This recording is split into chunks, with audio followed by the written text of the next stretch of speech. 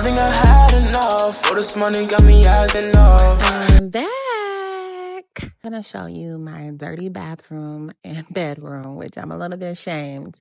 And I'm gonna clean it. And while I do that, I just wanna talk about my first 60 days of being a YouTuber. Some of the things that I've learned, some of the emotions I've gone through, what my general thoughts are, and, just check in with you all. As far as the cleaning goes, y'all, I am a very clean person.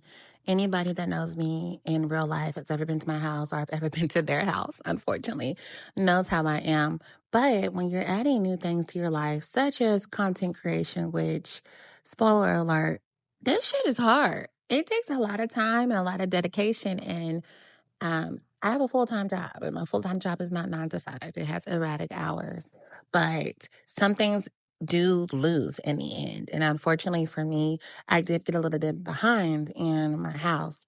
So even though my bathroom is not like especially filthy, as you can see, my trash is overflowing, my countertop was not cleaned, and I just need to kind of like reset and sanitize. I don't think I cleaned the full bathroom on here because I later go back and I do like my floors all at one time. So I don't think you're going to see that. But just basically in my bathroom, I have to get it together, y'all. I have to get it together. You don't see the corner on the right hand side. I don't know if I ever pan the video, but behind there is like my makeup. I have a medicine cabinet. There's drawers. It's just so much. I'm in a one bedroom loft. It's 1,100 square feet. And even though I used to own a house that was 2,600 square feet and I'm only in 1,100 right now, sometimes I do feel like I have a lot of space. We're not going to say more than what I need because, Lord, please bless me. I'll take a 2,000 square foot loft any day, but I do have a lot of space to clean. So it requires me to clean every single day something. Anywho, let's get back into the YouTube tea. I started a YouTube about 2 months ago after 3 years of thinking and hearing from other people, you should start a YouTube. You should start a YouTube. And I really struggled with just being vulnerable and showing the behind the scenes of my life for the world to see. I have an Instagram and I post reels and you'll see me, being a Dallas baddie and going out. But I really don't talk about things in depth. So I just felt like my YouTube was just going to be just this outlet to kind of continue my personal brand, share with the world a little bit more about me, and hopefully give insight to people who may deal with some of the things or navigate the same situations or want to do the same things as me and just spill what I have learned and create and grow a community. I realized that I had so many different content pillars that I wanted to be on that it was damn near impossible for me to find a niche. That's why I just call myself a lifestyle creator because I just want to be able to record and create and share things just about my life. So if my life in that moment is something doing with fashion, I want to talk about fashion content. If I'm navigating, jumping back on weight loss, I want to talk about on weight loss. And then also I'm super random and a little bit weird, which if you watch my videos up to this point, you already know that. So I also just like to talk about like anything, which you see in my yapping videos.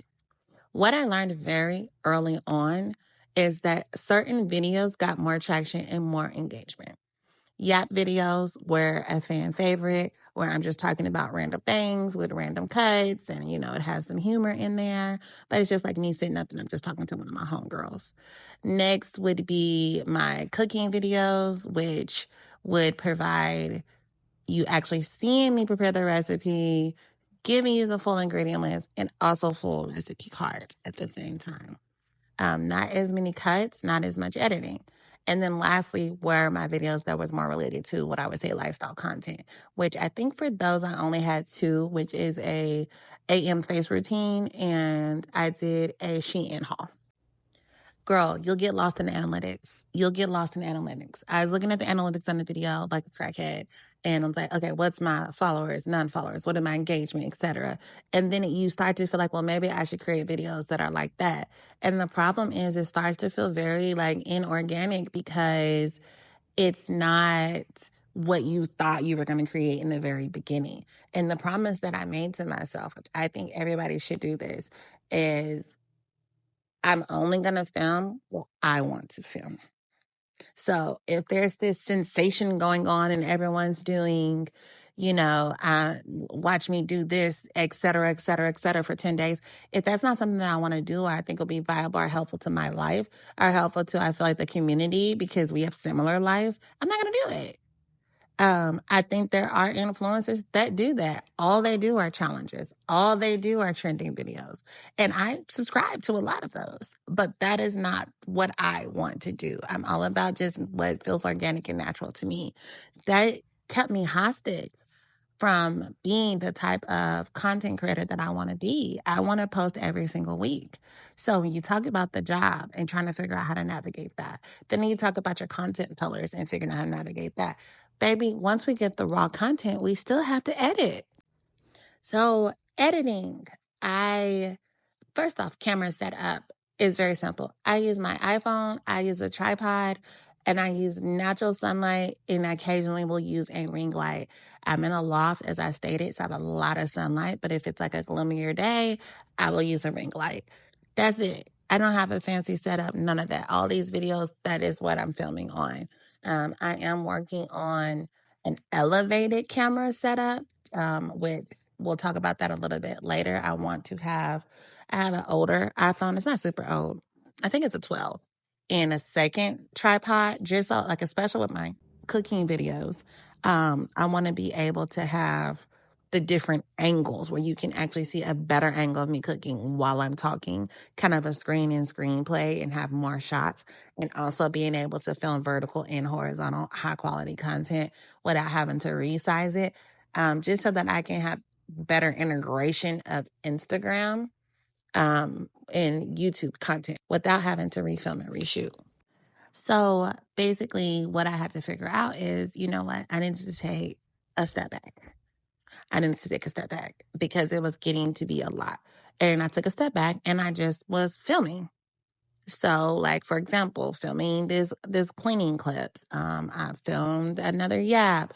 I filmed some other lifestyle content, et cetera, et cetera.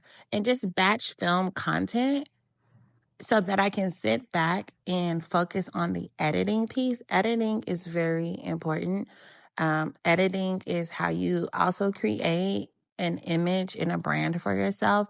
If you go over to my Instagram, you look at my reels, you're going to notice that I have a very specific reel editing style, from shot list, music, quote at the end. It's very Bri.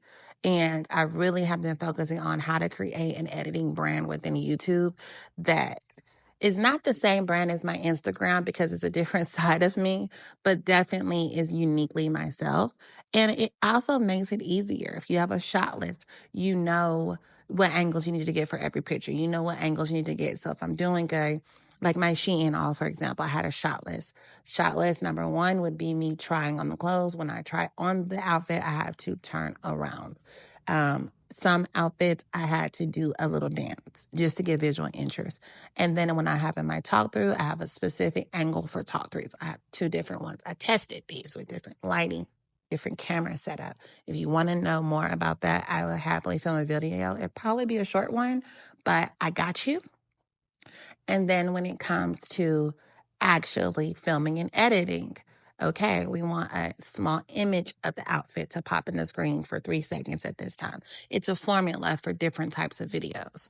That is something that to me saves a lot of time. So once I have all the content, I'm popping these things into the formula and it makes the editing easier. However, editing takes a long time. Editing takes a long time. For me, however long my video is, raw footage, double that time in editing. If I have an hour of raw footage, it is at least 2 hours dedicated to edit.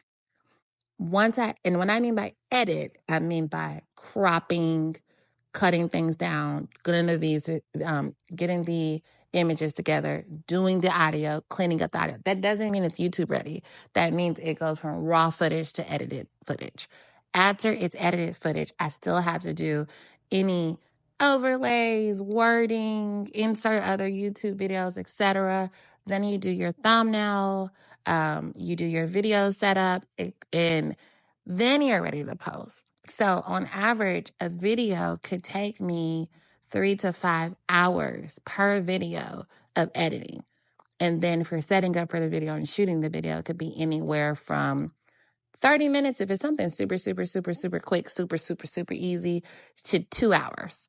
So we're talking about an 8-hour, a working day per video from inception to actually getting posted on YouTube. So that means that one full working day a week, I would need to put towards editing just to push out one video. Okay? If you're working 5 days a week, you have 2 off days. That means a complete off day has to be towards videos. So it doesn't always work so linearly for me. Most of the time, I have several shots of video already filmed that needs to be in different points of editing at different points.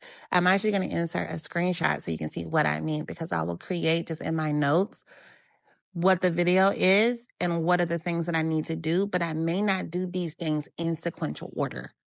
I may go make all of my thumbnails for the videos that I have here, or I may cut all of my things down for the videos I have here, or I may work on just animations, etc. It's not always linear in how I do things. So now it's kind of, okay, where did I have to go from here, Bri? Where have you been? It's been almost a month. Y'all, I had to take a step back.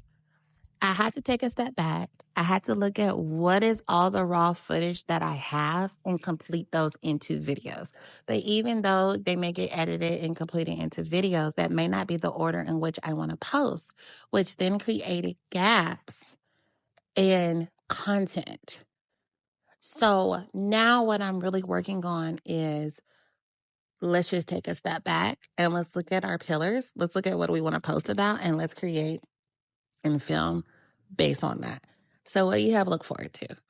Number one, I am going to post a strategy video on how I'm going to take my YouTube filming to the next level. How am I going to take my content to the next level? I'm going to show my shot list, very high level, my shot list, how I filmed content for the first 60 days of YouTube, and what do I look forward to now. Don't worry, I'm still going to have yaps. I'm still going to have recipes. I just want to make sure that it's appealing to my audience and helpful. I am working on a couple of mini series. They're not, I wouldn't necessarily say they're signature series. Like, for example, I'm doing a series on like my style in my 30s and redesigning my styles. There'll be some closet tours, some try-ons, etc. What my favorite stores are, what my favorite stores are becoming, testing, etc. The reason why I say that's not original content is because people are already doing that. So this series is not unique to me, but I do think it's something that, from my point of view, I'm tall and I am thick. And I do feel like my style is, it's unique for me. I feel like I have a very unique style. It's not super crazy. I'm not Kanye West unique, but I do love my style. And I do feel like other people would love to buy things from my closet. So I will be sharing all the tea on where I get things. And I'm really excited about that. That just reminded me of a different point, y'all. There's certain content that, and I don't know if the other YouTubers are going to say it, you don't want to film until you're monetized. You're giving free game, you're giving free links, and it's like, if you buy it, you buy it. But if I'm not monetized, even if you buy it, I get nothing from it. And then I just told you, I'm spending 8 hours on the video.